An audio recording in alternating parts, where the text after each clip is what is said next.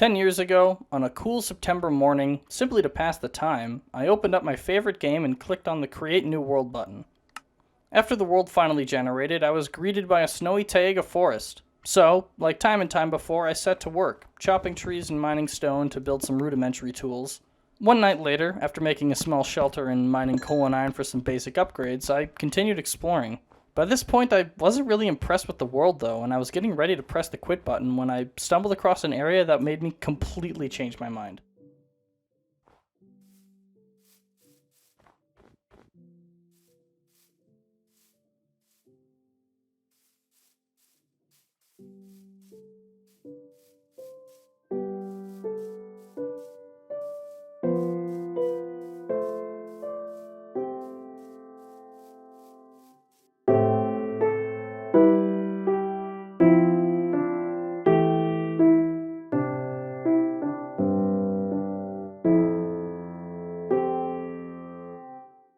Actually, to tell this story, we need to go back 3 years earlier.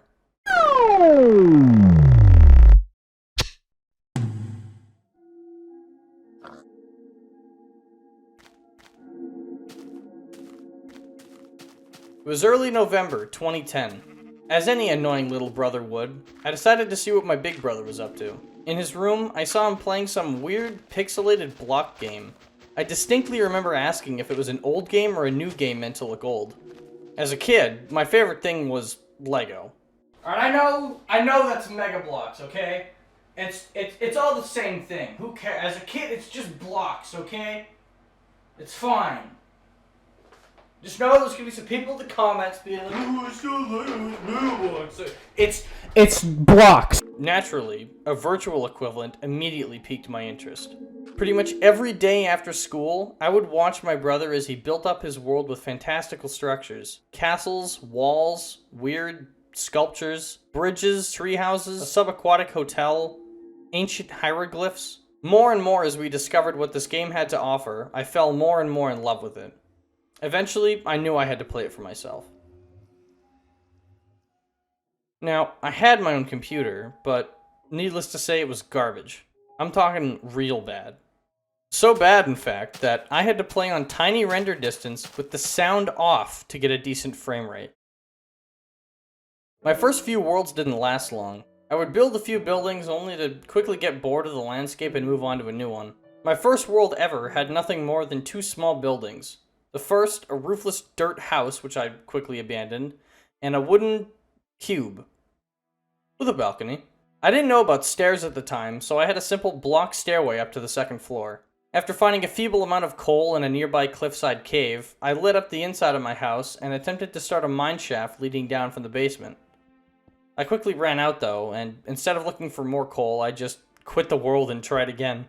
This time, I constructed a cobblestone house with a temporary dirt roof that I never replaced, a hidden vault for my measly gold stash behind a painting, and a redstone temple thing.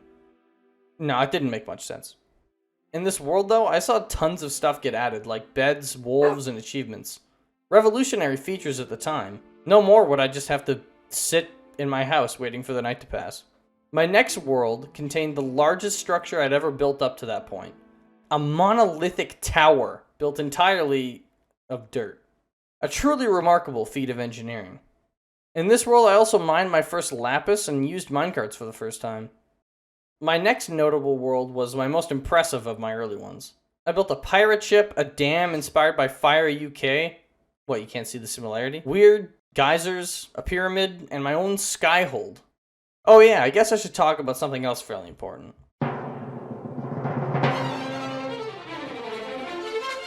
Hooray! Minecraft!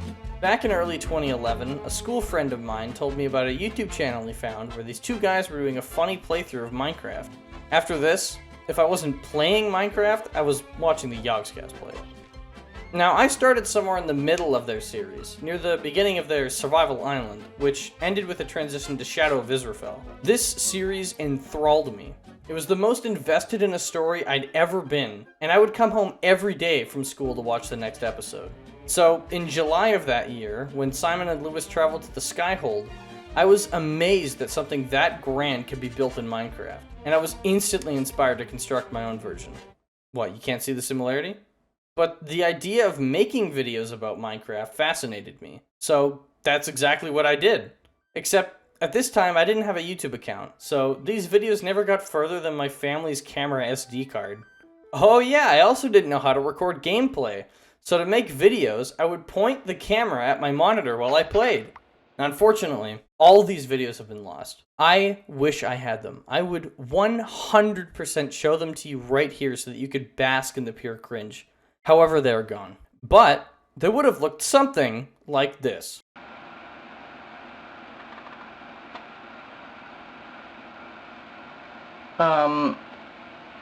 Okay, so I'm gonna make a let's play.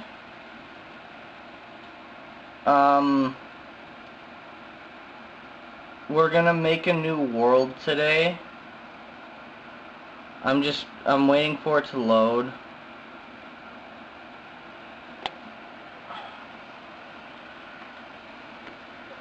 Okay, so we made a new world. Yeah, it's probably a good thing these never made it online. But all of this was still during beta. It wasn't until the Adventure update dropped that the game entered its second era. Now, of course, the first 1.8 update was still technically beta. It wasn't until one update later that the game fully released, but most of the features commonly associated with the full release of the game actually came out in 1.8. I knew immediately that the game was forever changed when I saw that brand new scrolling panorama on the title screen. I can remember sitting there just staring at it for several minutes. I eventually made my way to the single player screen and created a new world with the brand new creative mode. Like the new title screen, the infinite supply of every block had me awestruck, as did the ability to fly. But the thing that got me the most was sprinting. It took me a while to figure out how to do it, but I was amazed that this was a feature. I also tried farming the new melons, but I didn't know how to do it, and I was very confused when this wasn't working. Because of how much this update had revolutionized the game, I stupidly decided that all my worlds were now out of date and deleted them all. For the next few months though, I wasn't even concerned with survival since I spent most of my time in creative mode, building things like a modern house, an upgraded village, weird towers, upside down houses. In early 2012 though, I discovered a website called Minecraft World Share, and over the next year, a lot of my time was spent exploring worlds that other people had built. Some of them I only ever played in once, but it was at just the right age that those worlds were basically permanently burned into my memory. I still think back to a lot of those worlds, and I've even gone on to being inspired by a lot of them. Most of the creators of these worlds were probably just kids like I was, but they had unknowingly forged an everlasting spot in my childhood. 2012 was also when I created the oldest world I still have a backup of.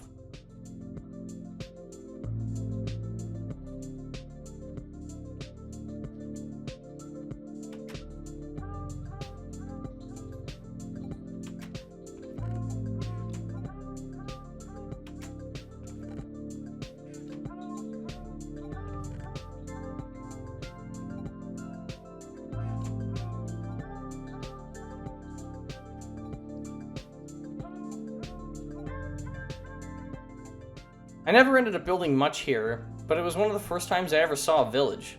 The only time before this was when they were still called testificates, and I made a random world in a snapshot just to go looking for them. Now, of course, this whole time, I was still a massive fan of the Yogscast, and I had been watching every single video they uploaded. I was so much of a fan that I even bought a coveted box of Jaffa Cakes from a specialty shop while on a trip in mid-2012. At the time, these were pretty hard to find in Canada, so I was just baffled that I was able to see a real box with my own eyes. I also managed to convince my mom to buy me a shirt off their merch store. But it was also around this time that I discovered another YouTube channel.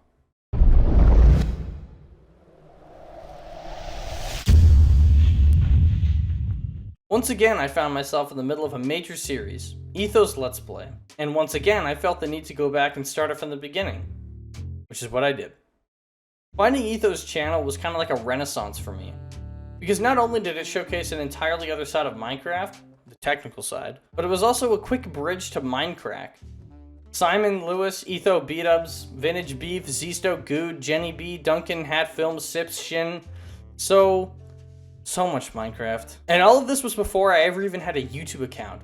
So every day after school, I would search up every single one of these channels just to see if they had uploaded any videos. That was until at the end of 2012 when I got a tablet as a gift. And not an iPad like you might think. No, I got a Nextbook. This thing was, well, it wasn't great, I'm not gonna lie.